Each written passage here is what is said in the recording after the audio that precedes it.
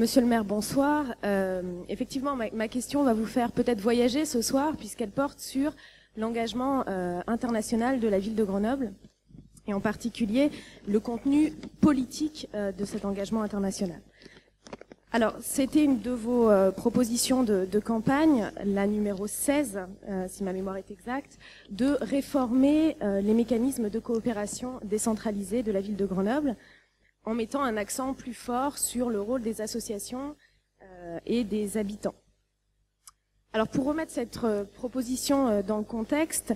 il faut quand même rappeler que la coopération décentralisée, c'est d'abord et avant tout un outil d'échange et de relations entre des autorités publiques, des autorités élues, locales de deux pays, alors qu'ils se situent un dans un pays développé et un pays en développement, ou dans deux pays développés. Quelques mots sur la coopération décentralisée en France. Ça concerne 4800 collectivités territoriales,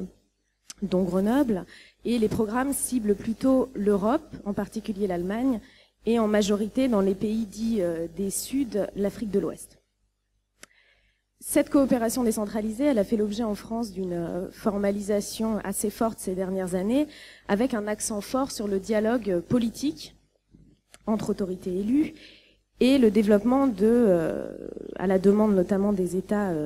bénéficiaires de cette coopération décentralisée, des stratégies gagnant-gagnant, c'est-à-dire un développement à la fois au sud et au nord, mais surtout une souveraineté plus forte des pays ciblés par cette aide sur le contenu de cette aide, qui est souvent taxée de formes de contrôle déguisé.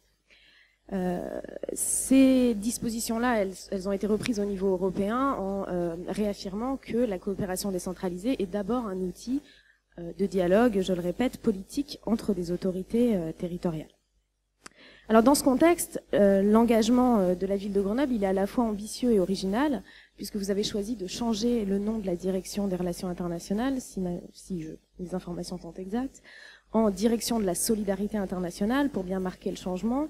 Vous avez créé un fonds spécial d'aide d'urgence doté de 20 000 euros par an,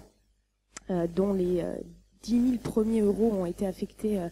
pour les populations victimes de la crise à Gaza en été 2014. Et vous menez, si je ne m'abuse, un audit des programmes mis en œuvre par la ville de Grenoble et la municipalité précédente,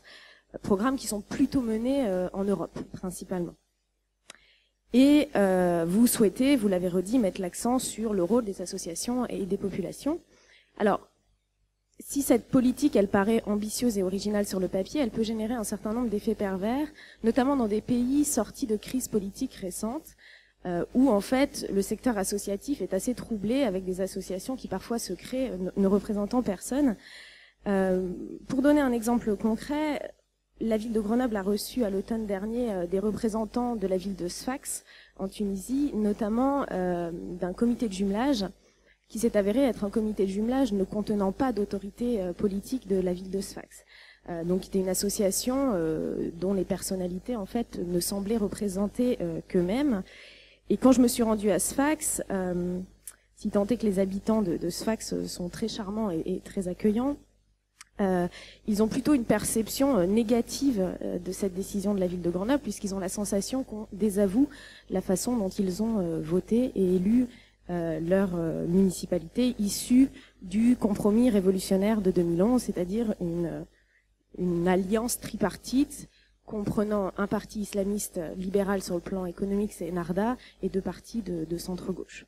Donc partant de cet exemple un peu concret, je voulais vous demander comment, sur la base de la stratégie que vous voulez développer, vous comptez prévenir ce type d'effet pervers dans la mise en œuvre de votre politique internationale.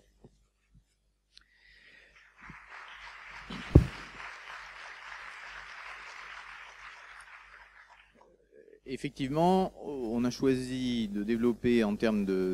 d'action internationale un axe qui est peut-être un peu oblique avec ce qui peut se faire notamment depuis le gouvernement de Manuel Valls, puisque on a bien vu que même la coopération a maintenant comme objectif d'être un cheval de Troie, c'est même plus un cheval de Troie puisque c'est affiché en tant que tel, pour les entreprises françaises. Et il y a notamment eu un recadrage féroce pour le pilotage de l'Agence française du développement, qui était donc piloté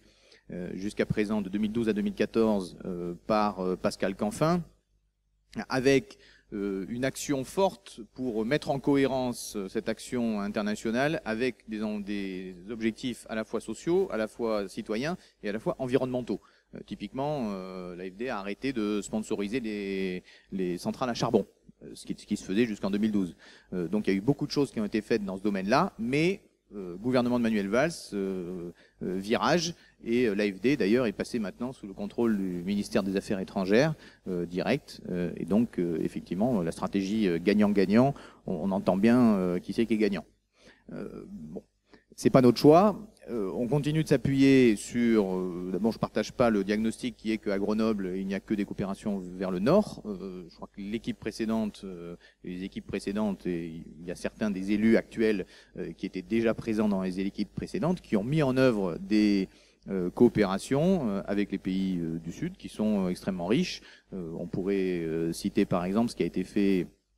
à Ouagadougou sur les cantines scolaires et qui a été élargi et peut-être mis en cohérence un peu plus global avec notre regard depuis notre arrivée lors du déplacement qui a été organisé au printemps 2014. Mais en tout cas, il y avait des choses déjà beaucoup qui se faisaient et c'est pas que vers le Japon, la Chine, l'Allemagne ou les États-Unis que la ville de Grenoble se tournait. Ça correspond aussi au fait qu'il y a plus de 90 nationalités à Grenoble, que Grenoble a été une terre d'accueil depuis toujours, que ce soit d'immigration italienne, maghrébine, mais chilienne, mais etc. Il y a plus de 90 nationalités. Et donc nous comptons nous appuyer, et c'est ce que nous choisissons, nous appuyer sur ces associations, cette vitalité citoyenne grenobloise, en partenariat avec une vitalité citoyenne là où nous coopérons pour avancer. Et c'est ce qui se met en place. Il y a le 30 avril, je crois donc la semaine prochaine, dans ce cadre de l'évaluation, il y a plus de 80 associations qui vont participer à l'évaluation pour regarder quelles sont les questions justement d'efficacité, virer les aspects un peu protocolaires pour aller plus sur de l'action concrète. Donc tout ça se fait. Il y a également la participation des associations ici et l'élargissement de la réflexion culturelle avec la mise en place depuis janvier des jeudis de l'international, tous les jeudis, et c'est des associations qui viennent mettre en œuvre à la fois des conférences débats, du théâtre-action, des expositions, enfin c'est extrêmement varié, pour une implication citoyenne très forte, et je le dis aussi parce que parfois ça nous est remonté, quel est le coût de tout ça, pour un coût qui est extrêmement modique, puisque pour la ville de Grenoble c'est entre 0 et 250 euros, je crois, par jeudi. Donc on voit qu'on peut faire des choses d'ouverture, dynamiques, culturelles, ouvertes, et qui avancent dans le bon sens pour tout le monde. La question que vous posez après sur Sfax, là c'est une vague colle parce que ça me rappelle quelques éléments, mais tout ne ressort pas exactement dans ma tête comme il le faudrait. Mais il me semble quand même que dans la réflexion que nous avons eue sur la coopération avec la ville de Sfax, la question de la légitimité de l'élection et de la nomination, je crois plus que de l'élection, des autorités administratives à Sfax a été le vecteur qui disait avant ça marchait puisqu'il y avait effectivement une élection, après ça n'était plus vraiment une élection, parce que ce qui est important de dire, c'est que nous ne choisissons pas notre degré d'engagement politique en fonction de la couleur politique de la municipalité qui est en face. Et donc on peut coopérer avec la ville d'Innsbruck qui a une maire de centre droit, avec je sais pas, j'en passe, mais en tout cas il y a pas de choix politique en disant ils sont de gauche, ils sont de droite, ils sont écologistes, ils sont je ne sais pas quoi. C'est pas ça la dynamique. La dynamique, c'est est-ce qu'il y a une légitimité de terrain. Et parfois, ça c'est il y a 19 coopérations